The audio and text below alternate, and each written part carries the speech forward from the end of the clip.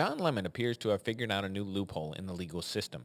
Despite seemingly having prior knowledge of and actually participating in the illegal takeover of a church in Minnesota this week, Don Lemon says he can't be prosecuted. He wasn't part of the protest. He was just doing journalism. He might be on to something.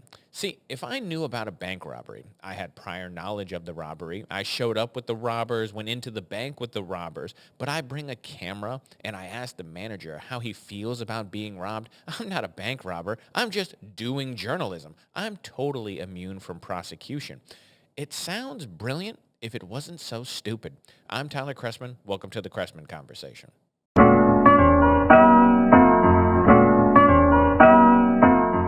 Okay, hello, welcome, everyone.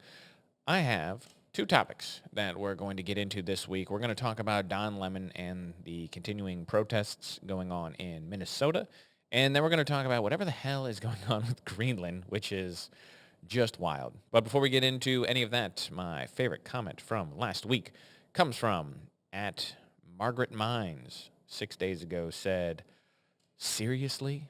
Getting your ass kicked is a whole lot different than getting shot in the head.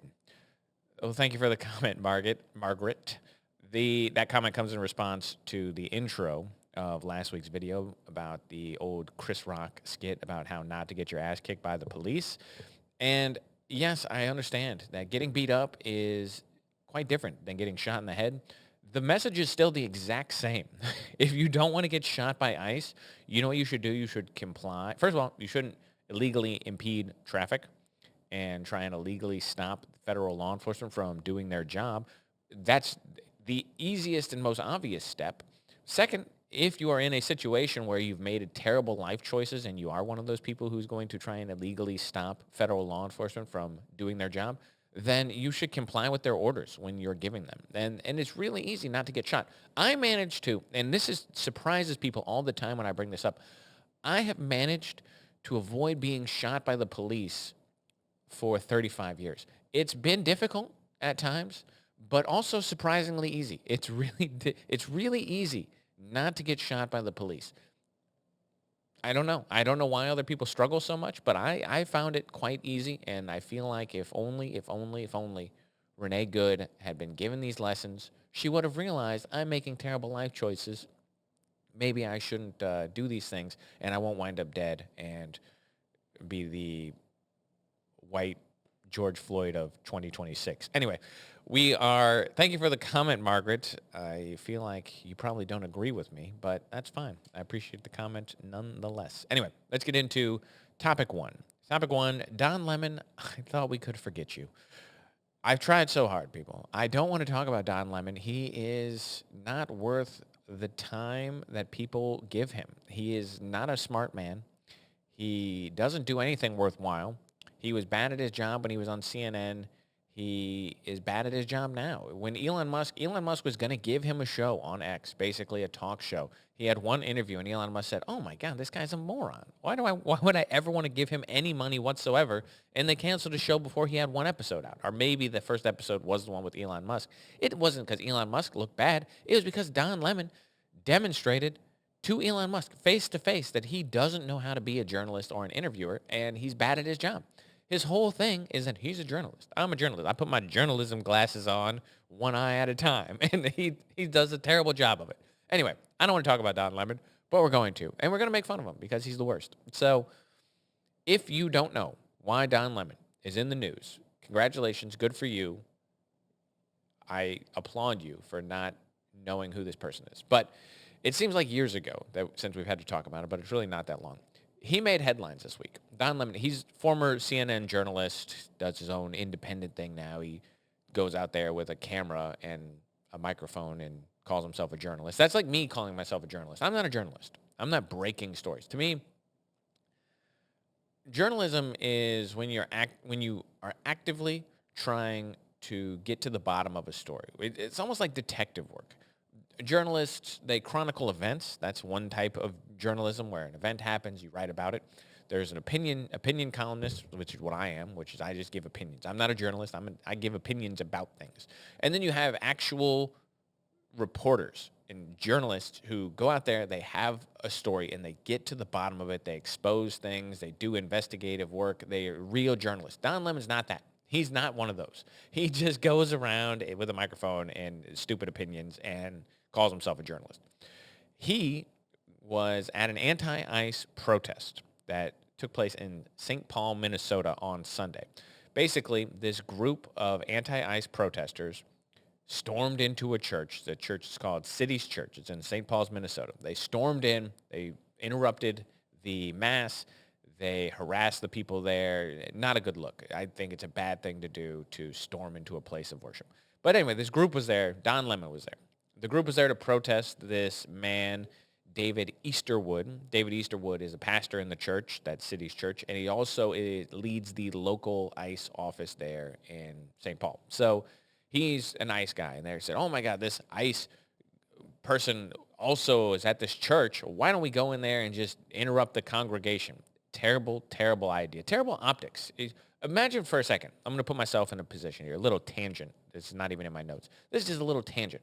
If I was one of the people, I was one of the nut jobs who, there's anti-ICE people who want to go around there and blow their whistles and do their anti-ICE work, defend the child predators that ICE is currently rounding up in St. Paul. If I was one of those people and I said, you know what we need? What the goal of protest is, one, it is to let the government know we don't support our action. But really what the goal of protesting is to win people over to your cause. It's not just to say we disagree. It's to win people to your side, to change public sentiment so that you are now the popular opinion and the government changes because the people want it. That's kind of the goal of protest. It's not just to say what you're doing is wrong. It's to say what you're doing is wrong. The people don't support it. You should change. To do that, you need the people to support you. So if I'm one of the people in charge of the protests, you know what I'm not going to do? Oh, my gosh. Winnie, who do you think you are? Who do you think you are? Get over here. Look at you. My goodness. Say hi. Say hi to your people. Winnie. Oh, my goodness. Yeah. She's jumping up in front of the camera. So if I'm in charge and I say, how do we win the public's goodwill? You know what I don't do? I don't burst into a church and make little kids cry in the pews, which is what happened on Sunday.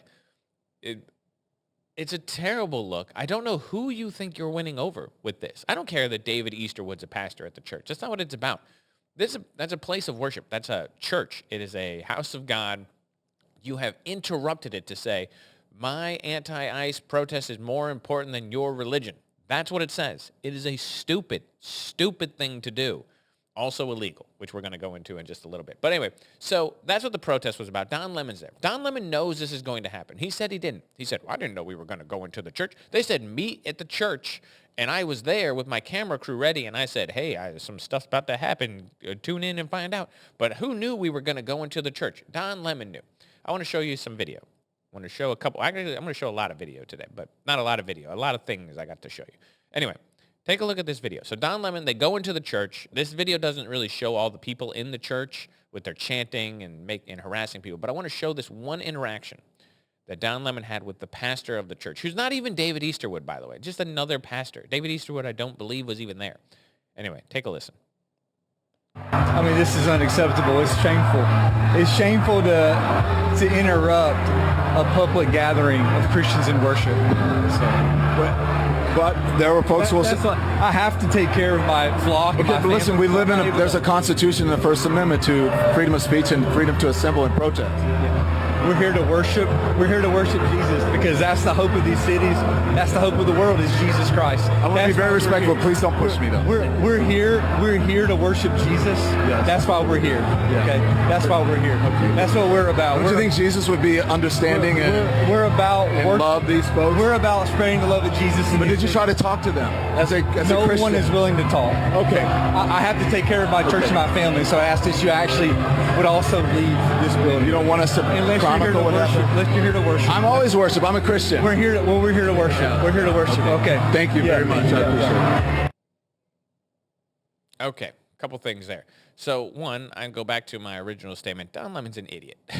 He just is. He says, so The pastor, by the way, that is, imagine this. You're just a guy, regular guy. Now, I understand pastors have to speak in public. They have to be comfortable talking in front of groups of people. But to have a bunch of people run into the place that you're at, cause chaos, and then to have a camera and a microphone shoved in your face and be put on the spot, he handled himself very well. Could it have gone a little bit better? Yes, but I feel like he handled himself as well as could be expected of a regular person in that situation. A couple things that were said there, though. He said exactly what I said. It's shameful to interrupt a place of worship. I don't care if it's a mosque, a temple, a church, whatever it is. To interrupt people at worship is incredibly disrespectful and just not a good thing to do. It's an immoral thing for people to do. So this is bad. But then Don Lemon, again, I can't say this enough. He's an idiot. He says, well, there's a First Amendment. What about the First Amendment? People have the right to do this. No, they don't. No, they absolutely don't. Don Lemon doesn't understand the First Amendment. But again, because he's not bright. He doesn't understand the First Amendment. I pulled it up here because, again, as I said, I want to show you some things. So I want us to read the First Amendment together. So this is the First Amendment. The First Amendment, by the way, was not part of the original Constitution. Obviously, it's an amendment. It came later. The Constitution was the framework for government. Then they had, a couple years later, they had the first 10 amendments. So in 1791, the first 10 amendments were passed, the Bill of Rights. This was the first one. So the First Amendment is right here. We can read it together. It says, Congress shall make no law respecting an establishment of religion or prohibiting the free exercise thereof, or abridging the freedom of speech, or of the press, or of the right of the people peaceably to assemble and to petition the government for a redress of grievances. Okay, it's written in the English that was popular in 1791. So obviously sometimes it can get a little confusing when you're trying to read these things. What does it mean? Congress shall make no law respecting an establishment of religion. It meant the federal government could not establish a federal religion. Now, by the way, this doesn't mean that states can't have a religion, because states did have a religion when this was passed. It was not to say that states couldn't do it. It just meant the federal government couldn't come in and say all the states had to be whatever, this religion. It's not going to prohibit the free exercise thereof. It means you have freedom of religion. You can practice your religion basically however you want, as long as it doesn't infringe on other people. Or abridging the freedom of speech, okay, or of the press, or of the right of the people peaceably to assemble and to petition the government for a redress of grievances. So this is the one right here, right at the end. What are we talking about? The right of the people peaceably to assemble and to petition the government for a redress of grievances. What does that mean? It does not mean that people have the right to protest any way that they'd like. That's not what that means. What this meant and what it actually means is that people had the ability to gather anti-government forces. So people who were, I shouldn't say anti-government, that makes it sound like they're revolutionaries, but people who had issues with the government, they had the right to assemble, to come together, to talk about their ideas. So this is the idea of public forums. This is the idea of committees. This is the idea of groups of people who have special interests. That's what this is talking about. What this has never meant is large-scale protests in the streets. What this has never meant is invading a church because you don't like something that's happening inside. This is never that. It's not we're going to go to an auditorium where there are speakers and yell. It's never been this. It's never what freedom of speech was about. It's never what the right to peaceably assemble means. What that means is you have the ability to gather like-minded people and discuss ideas. It does not mean you get to go out in the streets and block traffic or link arms and shut down the highway or throw paint on some portrait because you're against climate change or go into a church and interrupt service. It has never meant that. It's not what the First Amendment means. What Don Lemon is saying is false. Well, there's a First Amendment. That means we have the right to come into your church and interrupt service. No, you do not. You never have. You never will. It is not what that meant ever. So it's ridiculous to me that you have this guy, this faux journalist who comes out here and says, well, there's a First Amendment. What he's doing is illegal. It's very illegal. He had prior knowledge of this event. He is not a journalist just because he's on camera. Again, I go back to the intro. If I bring a camera on the bank robbery and I say, look at these guys robbing this bank, can you believe it? It doesn't make me a journalist. If they tell me they're going to rob the bank and I don't tell the police, I'm actually an accomplice to the, I have prior knowledge of the event. I'm an accomplice, before the fact. I think, is there an accessory before the fact? Or is that just an accessory? There's an accessory after the fact. If you kill someone and I help you hide the body, I'm an accessory after the fact. Would that make me an accessory before the fact? Is that a thing? I don't know what the actual legalese of that would be, but it's interesting. But I would be an accomplice at that point because I would have prior knowledge. It's ridiculous. Also, it is just straight up illegal to protest in houses of worship. This is not a controversial thing to say. This is an actual law that there is. Again, I want to pull up the receipts, as I say. So take a look at this. This is the other thing. This is the actual law that they are breaking by doing this. This comes from the 103rd Congress. It was passed in May of 94. So this is called the Freedom of Access to Clinical Entrances Act of 1994. This is the FACE Act. You probably heard some talk about this. This is the FACE Act. This is what it says. So basically, I'm going to give you a little summary, then I'm going to read the part that we need to. The FACE Act was made to say, it was actually made for reproductive rights, the abortion access. So it basically says you can't stand at the entrance of an abortion clinic and intimidate people or shout them down or interfere or threaten them when they come in and out of the abortion clinic. So it's actually a crime to do that. You're not allowed to. You can stand outside, you can hand out pamphlets, but you're not allowed to. Here's the phrasing. Intentionally injuring, intimidating, or interfering with, or attempting to injure, intimidate, or interfere with any person by force, threat of force, or physical obstruction. So that's the sentence there. You're not allowed to do any of that to someone coming in and out of an abortion clinic. Now, the reason why we're talking about this in terms of, well, that's an abortion clinic, is because the other side of this, basically the left said, well, we want to protect abortion rights. And the right said, well, you got to give us something. So they made it apply to houses of worship as well. So when you go down here, so this is obviously the first half. Number 2, down here, is the same exact things, except in houses of a place of religious worship. So you are not allowed to intentionally injure, intimidate, or interfere, or attempt to injure, intimidate, or interfere with any person by force, threat of force, or physical obstruction, exercising or seeking to exercise the First Amendment right of religious freedom at a place of religious worship. That is absolutely illegal. What they are doing is 100% illegal. They are obstructing the exercise of the First Amendment right of religious freedom by interrupting a place of worship. 100% illegal. So when Don Lemon says the First Amendment protects us, it absolutely does not.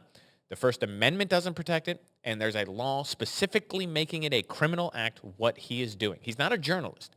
They did release, the Department of Justice, the Justice Department released a statement that said, quote, investigating the potential violations of the Federal FACE Act by these people desecrating a house of worship and interfering with Christian worshipers. And Don Lemon responded because he obviously was being threatened with a criminal action. He said, quote, so I have no affiliation to that organization, talking about the protesters. I didn't even know that they were going to go into the church until we followed them there. We were there chronicling protests. Once the protests started in the church, we did an act of journalism, which was report on it and talk to the people who were involved, which included a pastor and members of the church and members of the organization. That's it. It's called journalism. First Amendment, all that stuff. For you people who believe in the First Amendment, there you go. He's such a dishonest person. Of course they knew. What did you think was happening? He showed up at the church. He says, something's going to happen here. And then they go in the church. By the way, this reminds me of January 6th. There are some people who were locked up in jail from January 6th who said that they were there doing journalism. They were videotaping things. They were interviewing people. They went into the Capitol. They were arrested. They were put in jail because they said, you're not a journalist. You're participating in the illegal action. Going in, again, there's a murder taking place. Everyone's shooting the body. And you shoot the body, but you do it on camera, and you say, yeah, this is the act that's happening right now, and here I am chronicling. You're participating in the action. You don't get to go into the church. You don't get to go into the bank that's being robbed and commit journalism. You're part of it at that point. So anyway, this has led to 2 arrests so far, which I think is fantastic. I think good for them. Arrest them all. Okay, I'm going to be mean. I'm sorry. I'm going to apologize. Skip the next 5 minutes if you don't want to watch me be really mean. But I'm going to be because it's hilarious to me. So this is, what is her name? Shoot, I had it written down, and I totally am forgetting what her name is. Well, anyway, there were two people who were arrested. This is one of them. What is her name? My goodness. I can't believe I had it written down, and then I totally forgot. Well, anyway, I'll show you the picture. Okay, so this lady is one of the two people. There have been 3 arrests so far. I have pictures of 2 of them, of the people who were leading. Oh, there it is, right there in the front. That's why. So her first name is something weird. Her last name is Levy Armstrong. I don't think there's an L there. I think it was Encamina. I don't know. I haven't heard anyone pronounce it, so forgive me for just reading this. But it's got some weird first name. But it goes by Levy Armstrong. So this is Levy Armstrong. Levy Armstrong is one of the lead organizers of the protest. Here's her being marched out in handcuffs. She was arrested. And then this person, again, haven't heard the name pronounced, but Homeland Security put this out. I think it's hilarious. So Homeland Security put this picture out of this one also being arrested. And you guys can read this yourself. Chantel Louisa Allen, I think. I'm not 100% sure on the first name. But both of these people have been arrested. I think both of them by Homeland Security. I'm not 100% sure. But they both were arrested for violating the FACE Act. Hopefully they're going to go to jail. I mean that. I want them to go to jail. I am so sick of people breaking the law and not being prosecuted. But this lady right here, I understand why this lady's upset. So this one, I don't really know. This Levy Armstrong, I don't really know much about her. I don't really know much about either of them. This person apparently sits on the school board, this Louisa Allen. But I would be upset, too, if I looked like this. Ooh. I understand why she's angry at the world. That is a ugly woman. I really got nothing nice to say. I just want to show you the picture. I mean, do you get it? I understand. I'd be upset, too. I'd be protesting everything in the world, too, if I looked like that, because that is just an ugly woman. Also, I saw in the video when she's being frog marched out of there in handcuffs. I paused the video. Yeah, look at that. You see what this is right here? That's 2 pair of handcuffs. She can't, one pair won't work. She's too big. She got the 2 pair of handcuffs. I like the pink cuffs they got here too. I don't know what the Homeland Security's got going on with these pink furry cuffs, but they got 2 pairs on Louisa Allen there. Poor woman. I'd be upset too. That's all I'm saying. Ugly woman. All right, I'm sorry. It was mean. But I can't help it. I don't have anything nice to say about her. I hope they arrest all these people. I mean that. You're in the streets. You're impeding traffic. You're doing protests that are illegal. Go to jail. Go straight to jail. I do not think that it's appropriate that we have for years and years at this point, we just allow these things to happen. And it always goes one way. I want to say something, and it's very clear. I think January 6th was a bad thing. I think that it was stupid for people to go into the Capitol. I think it was bad. I don't know. How many people were arrested from January 6th? Actually, you know what? I don't even want to guess. I want to throw out a number. I think it was about 1,000 maybe. Let's see. How many arrests were...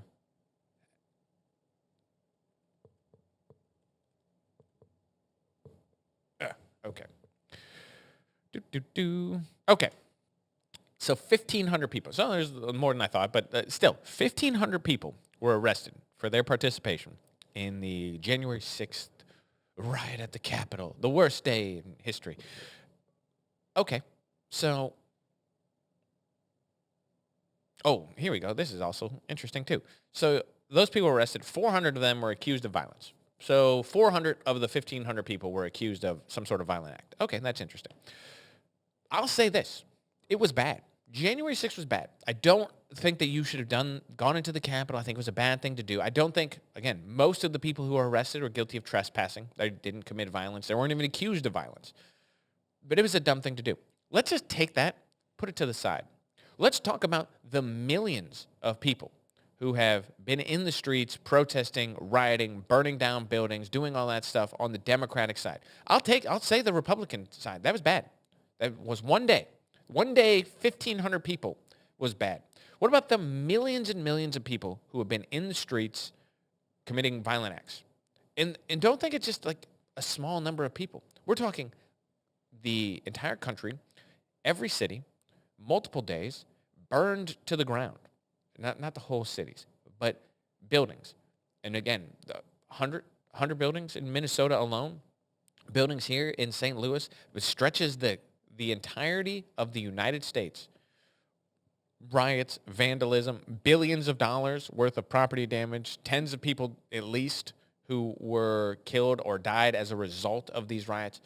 And that's just the 2020 riots. We're not going all the way back a decade to the Ferguson riots. We're talking about just in the last 5 years. So we need to start arresting people, more people who think that a mob gives them the ability to act with impunity. You get to just, I'm part of the mob. I guess I can break these windows. I'm part of the mob. I guess I can light this car on fire. I can burn this building down. I can commit an act of violence against somebody who I don't agree with that happens to be here. It is crazy to me that we don't arrest more people. So I think it's good. Good on Homeland Security to arrest these people, put them in jail. That's all I'm going to say about it. We need less ugly women on the street. It's so mean. Who cares? Who cares? I don't have anything nice to say about that lady. Clearly she probably wouldn't like me. So I don't, again, I'm not going to be her best friend. Anyway, all right, let's move on. Man, how long have I talked about this? Way too long. Okay, let's talk about topic 2. I want to just give a little brief, what does that say? 25 minutes. I want to just give topic 2. What's the deal with Greenland? I've talked about Greenland before on the show. I think Greenland is very misunderstood. It's obviously become this weird issue that has popped up the last year, because Donald Trump seems to be obsessed with Greenland. I don't think anyone cares more about Greenland than President Trump. And I understand it partly, but I'm not going to defend all of his actions. Actually, I'm going to say something. I think Donald Trump has had an incredible first year in his second term as president. I think it's been great. I think he's done so much that we kind of forget how bad some of the things were before he got in office. He's not been perfect. This Greenland thing, I think, is a misstep on Donald Trump's part. Not in total, but some of the ways that he's handled it. And I'm going to talk about that today because I want to talk about this letter, this unfortunate letter that he sent out. So Norway's prime minister is a guy named Jonas Store. Do I know who Norway's prime minister is? Hell no. No one knows. Who cares? But that's his name. His name is Jonas Store. He got sent this letter. We're going to read it together, again, because I like Donald Trump. I want Donald Trump to do great things. This letter is not that. This letter is ridiculous. So it says, "Dear Jonas, considering your country decided not to give me the Nobel Peace Prize for having stopped 8 wars, plus I no longer feel an obligation to think purely of peace, although it will always be predominant, but can now think about what is good and proper for the United States of America. Denmark cannot protect the land from Russia or China, and why do they have a right of ownership anyway? There is no written document. It's only that a boat landed there hundreds of years ago, but we have boats landing there also. I have done more for NATO than any person since its founding, and now NATO should do something for the United States. The world is not secure unless we have complete and total control of Greenland. Thank you, President DJT." Okay, so listen. In typical Trumpian fashion, the letter is hilarious. I do think it's funny. But to say it makes him look petty and it makes him look unserious to send that letter to the Prime Minister of Norway. First of all, the Prime Minister of Norway has pointed out multiple times they do not control the Nobel Committee. It happens to be based in Norway, but it is not controlled by the government. It's an independent committee. And he has said that multiple times in multiple interviews now. He's been like, Donald Trump keeps blaming me for not giving him the Peace Prize. It's not me. I don't give it out. And he's basically begging Donald Trump to understand this. He says, please, Donald Trump, please understand. I can't give it to you. I would if I could. Please don't invade Greenland. But I also think it's, part of it is silly. This is typical Trump foreign policy, though, where he says something that is kind of unhinged, and then the actual policy, the actual negotiation comes back, and it gives you something relatively moderate. So he says, you didn't give me the Peace Prize. I'm not obligated to think of peace anymore. I'm a cowboy. I'll do what I want. And it kind of is his veiled threat where he says, hey, you don't want to give it to me? You didn't give me the peace prize either. I still got it, which is hilarious. But he says, basically it's his veiled threat. Like, well, I'll just take it then. I'm not required to think about peace. We're not going to invade Greenland, okay? I want you to understand that, people. We're not going to invade Greenland. It's not going to happen. Though we could take it because they defend that country with dog sleds. So we could easily take it. It's not the problem. It's just we don't want to take it by force. We want them to give it to us, basically. Or we want to buy it. And historically, this has been United States policy for a long time. The United States has wanted to buy Greenland. You probably don't know that. I certainly didn't understand how many times we wanted to buy Greenland in the past until you start looking into it. But we've wanted to buy Greenland. We have tried to buy Greenland on 3 separate occasions. In 1867, we tried to buy it. 1910, we tried to buy it. And in 1946, we tried to buy it. We've tried to buy the entire thing. I think Donald Trump wants it partly for 3 reasons. And I think 2 of them are pretty good. One of them is, whatever. But the first reason is strategically. We need it for defensive purposes. It is true. We're not making it up. Donald Trump's not exaggerating. It is important that we own Greenland for strategic purposes, or that the United States have full access to Greenland for strategic purposes. That is absolutely 100% true. The second reason is that it does have some natural resources that we would like. And I mean, it does. Greenland can't actually get all of the resources that their country has out because there's 30,000 people who live in Greenland. Greenland and Iceland are the 2 worst named countries in the world, by the way, because Greenland is all ice and Iceland is pretty green. And it's, so really, when we talk about Greenland, we're talking, most of it's above the Arctic. It is just sheets of ice. There's nothing up there. That's why there's 30,000 people who live in that gigantic, huge amount of territory. It's like looking at Canada and realizing that everyone in Canada lives in the bottom third of Canada because the top is just frozen wasteland. It's a frozen tundra. That's Greenland. Greenland it's mostly just frozen. So there's not a lot of people who live there, but there's a lot of natural resources that we could harness from Greenland. The third reason that Donald Trump wants Greenland is because he wants to expand the size of the United States and thinks it would be a boon to his legacy. I really do believe that that's the reason. If we were to acquire Greenland in totality and make it a territory of the U.S., it would expand the size of the United States by 22%. That's how big Greenland is. You don't realize it because it's kind of like Alaska, where you look at Alaska on the map and it's always that little insert next to the United States. You got the continent of the United States, and they'll have those little squares. And it's, here's Hawaii and here's Alaska. And Alaska looks like this little square up here. And then you superimpose Alaska over the United States and you realize it's as big as the continental United States. That's Greenland. Greenland is huge. It doesn't look that way on the map all the time because it's hard to make a map accurate and make Greenland look the size that it does. But it would expand the United States by 22%. And I think Donald Trump looks at that and says, that would be huge for my legacy. I don't think he's wrong about that, but I don't think it's a good reason to acquire Greenland. But I do think that for strategic purposes, we have the need to run Greenland. So the U.S. missile defense system, the Golden Dome, is supposed to be, part of it's going to be built in Greenland. I wonder, actually, if I can find, hold on one sec. I wonder if I can find a picture that would illustrate this for you guys. Actually, I know I can. I've seen one that would talk about, sorry.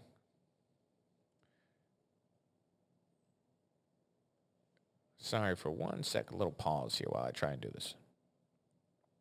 I wonder if I saw this picture. I don't remember exactly where it was, though. So I should have had to pull it up prior to this. That's my bad. However, I don't know if I'm going to find it. So there's a picture that would really illustrate the reason. Oh, here we go. Duh. Why don't I just do that?